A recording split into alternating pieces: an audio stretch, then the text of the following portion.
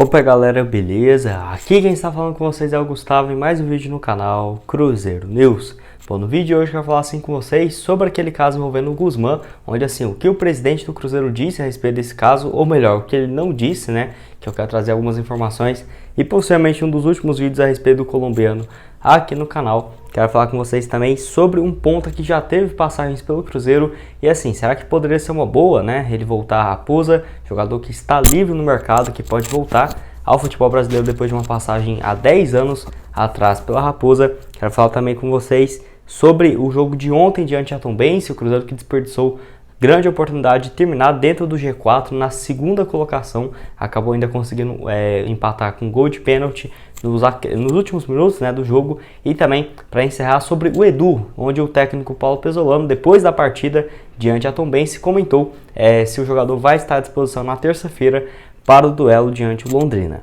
Mas só antes de começarmos, aproveite aqui para deixar seu like, também se inscrever no canal. Estamos quase chegando a essa marca aqui de 33 mil inscritos e 300, então conta aí com a ajuda de todos vocês. O salve de hoje é para duas pessoas que comentou no meu vídeo de ontem de manhã. O primeiro vai para o Breno Miguel, lá de Governador Valadares. Muito obrigado, Breno, tá sempre aqui acompanhando meus vídeos. E o outro é para o Pablo, ele que é lá de Viçosa, Minas Gerais. Muito obrigado também, Pablo, tá sempre aqui acompanhando. Então, caso você queira aparecer aqui no vídeo de hoje mais tarde, que vai sair ali por volta das 5h45, tá? Aproveite para deixar aqui embaixo nos comentários o seu nome e de onde você é. Então vamos assim para as notícias. Bom, quero começar falando sobre o empate ontem diante da Tombense, onde assim, o Cruzeiro ficou em 1-1 lá em Muraé, Minas Gerais, justamente por conta assim, de um desempenho bem fraco da equipe, que não soube aproveitar as oportunidades, principalmente criadas na primeira etapa. Vale lembrar que o Cruzeiro, igual eu tinha falado para vocês, teria alguns desfalques para essa partida e começou com algumas mudanças em relação ao time titular, como por exemplo no ataque, Luvanor,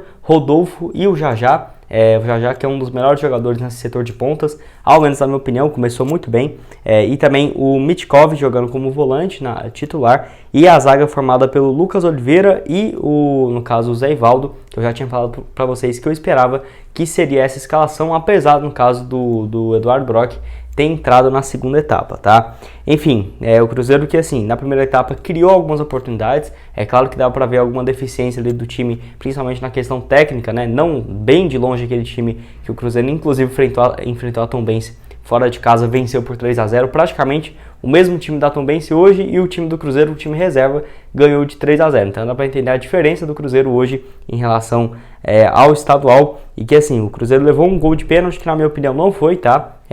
Na minha opinião ali o Rômulo não empurra o jogador, o juiz acabou dando pênalti, e na segunda etapa, com um pênalti bem claro em cima do Rodolfo, ficou 5 minutos analisando o VAR, deu o pênalti assim pro Cruzeiro, definindo assim esse resultado por 1-1, que o Eduardo Brock, depois dessa renovação de contrato, né, fez esse gol de pênalti, empatando essa partida, sem dúvidas, um resultado evitando uma derrota do Cruzeiro, que seria a segunda consecutiva, né? Já tinha perdido para o duelo diante do Remo, e agora, se perdesse, seria sem dúvidas um resultado bem desastroso. Mas o Cruzeiro perdeu uma excelente oportunidade, pela primeira vez, de terminar, por exemplo, dentro do G4 na competição desde quando foi rebaixado, tá? Porque se o Cruzeiro vencesse essa partida, chegaria a 6 pontos e assim, teria essas chances de terminar na vice-liderança da Série B. Mas enfim, quero que você deixe aqui embaixo nos comentários o que você achou a respeito dessa partida do Cruzeiro, né? Esse desempenho bem abaixo do que nós estávamos esperando. E também sobre algumas estreias, como por exemplo o Luvanor jogando como titular, e esse trio de ataque do Cruzeiro, né, com o Jajá, que fez boas participações, principalmente na primeira etapa. Enfim, tô curioso para saber a sua opinião aqui nos comentários. Ainda falando desse jogo diante da Tombense, quero ressaltar aqui para vocês o pós-jogo, onde o técnico Paulo Pezzolano respondeu algumas perguntas interessantes que eu quero trazer aqui para vocês. Uma delas nesse pós-jogo, nessa entrevista, foi justamente sobre o Edu, que na minha opinião está fazendo uma falta gigantesca nesse time do Cruzeiro, né? Até porque nos dois jogos que ele não esteve presente, o Cruzeiro não venceu, derrota por 2-1 contra o Remo fora de casa, e esse empate por 1-1 diante da Tombense. O Edu, que é o artilheiro do Cruzeiro no ano, com 11 gols marcados em 14 partidas, e em um momento ali da entrevista, o Paulo Pezzolano foi perguntado se teria uma oportunidade, uma chance assim, do Edu voltar no duelo de terça-feira às 9h30 no Mineirão diante o Londrina, que é, né, daqui 3 dias. Então assim, esse prazo de recuperação de sábado até terça não seria um tempo muito longo, mas ele falou o seguinte, abre aspas: se ele chegar para o jogo, será em cima da hora. Vamos ver se vai dar tempo para jogar todo o jogo ou alguns minutos. Ou no jogo seguinte, no caso diante da Chapecoense. Sabemos que o Edu é um jogador muito importante para nós, é artilheiro, sabe se posicionar dentro da área, fecha aspas. Então assim, o Paulo Pesolano elogiando, né, o Edu, que sem dúvida está fazendo muita falta, o jogador nesses jogos aqui que não esteve na frente do Cruzeiro e que, na minha opinião, se voltasse diante do Londrina, teria grande chance de inclusive fazer gol. É um jogador assim muito assertivo, né, nessa Série B, inclusive marcando seu primeiro gol justamente contra o Brusque na segunda rodada, vitória por 1-0.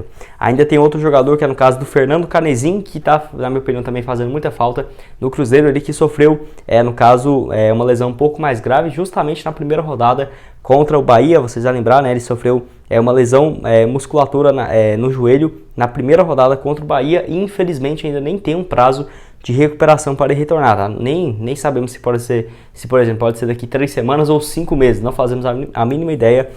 Tomara que o Fernando Canezin consiga se recuperar, um jogador que eu gosto bastante e confesso para vocês que eu sinto falta ali do meio de campo do Cruzeiro com o Fernando Canezin, o William Oliveira, e do lado dele ele poderia até ser mesmo igual o Pedro Castro, ou se fosse colocar o Neto Moura, enfim, eu acho que está fazendo muita falta justamente essa opção aí de um meio campo um pouco mais ofensivo para o Cruzeiro e também com o Edu de titular. Quero que você deixe aqui embaixo nos comentários qual que você acha que seria a escalação ideal para o Cruzeiro voltar, né, aqueles bons momentos que estava, como por exemplo no próprio campeonato estadual. Mais um jogador que eu quero falar aqui com vocês nesse vídeo é a respeito do ponta Seba, aquele mesmo que já jogou aqui no Cruzeiro, revelado nas categorias de base, que assim, está livre no mercado desde quando acabou o seu contrato com a equipe lá da Arábia Saudita, né, no caso nesse início da temporada, lá pelo Al-Shabaab, clube onde ele estava nos últimos 3 anos e meio, tá? E assim, tá livre no mercado e até mesmo já foi especulado em alguns times do futebol brasileiro. E será que ele poderia ser uma boa opção para a Raposa? Lembrando que é aquele mesmo que surgiu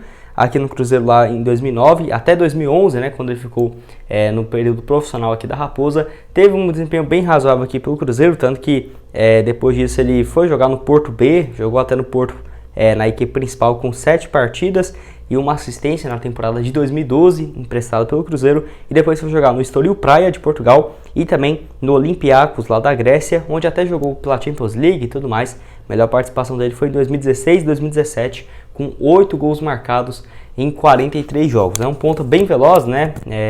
Tem a principal característica assim, velocidade e a possibilidade de driblar os marcadores. Então, na minha opinião, poderia ser uma boa alternativa. Lembrando que depois disso ele saiu do Olympiacos, ficou 6 meses no futebol chinês e foi lá para o Al-Shabaab, onde teve temporadas interessantes. Ano passado mesmo, 16 jogos, 7 gols e 4 assistências.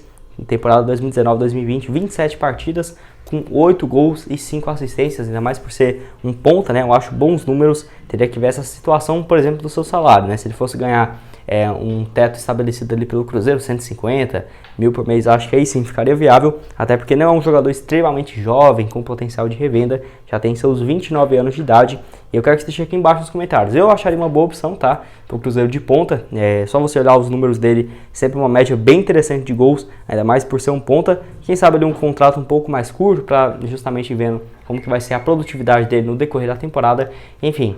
Mais um jogador livre que poderia chegar no Cruzeiro, no caso só quando reabrir a janela, no próximo dia 18 de julho.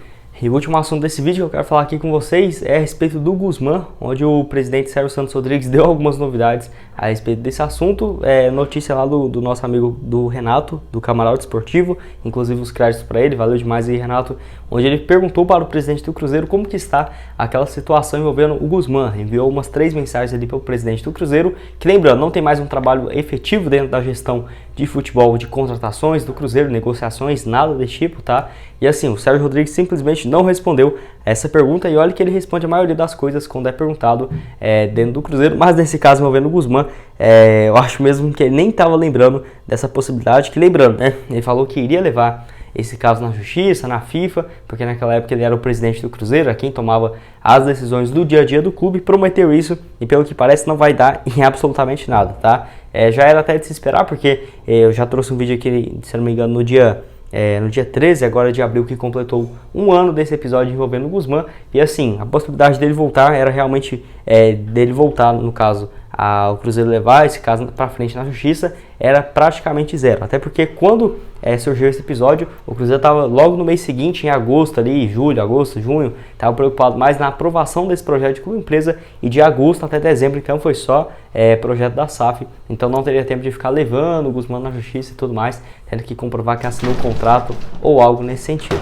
Enfim, ele que atualmente está lá no caso no Atlético Nacional da Colômbia, ele que fez a mesma coisa também com o Júnior Barranquilla, tá? Ele tinha até sido anunciado de forma oficial e de última hora recusou, fez isso com o Cruzeiro, fez isso com o Júnior Barranquilla e foi para o Atlético Nacional da Colômbia, onde por lá não tem números muito interessantes.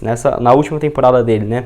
28 jogos, 5 gols marcados, até que para um meia tá interessante, mas apenas 2 assistências. E nessa atual temporada, 14 partidas, 1 gol marcado, nenhuma assistência. Jogador que já está com seus 24 anos de idade, ele iria ser comprado pelo Cruzeiro por algo próximo de 6 milhões e 300 mil reais, algo próximo de 1 milhão, ou no caso 1 milhão e 100 mil dólares. E assim, acabou não saindo dessa negociação. Eu acho que nem foi tão ruim assim, até porque é um jogador que não demonstrou bons números pelo Atlético Nacional. Não acho que seria muito diferente, por exemplo, se ele estivesse aqui no Cruzeiro, que eu quero que você deixe aqui embaixo nos comentários o que você acha a respeito dessa história, né? E também do Sérgio Rodrigues não respondendo quando foi perguntado justamente sobre esse caso envolvendo o Guzmán, que ainda estava na sua gestão. Bom, esse foi o vídeo, espero que tenham gostado. Não esqueça de deixar seu like, também se inscrever no canal para continuar recebendo mais conteúdos como esse. Muito obrigado a todos por terem assistido até aqui e até mais, valeu!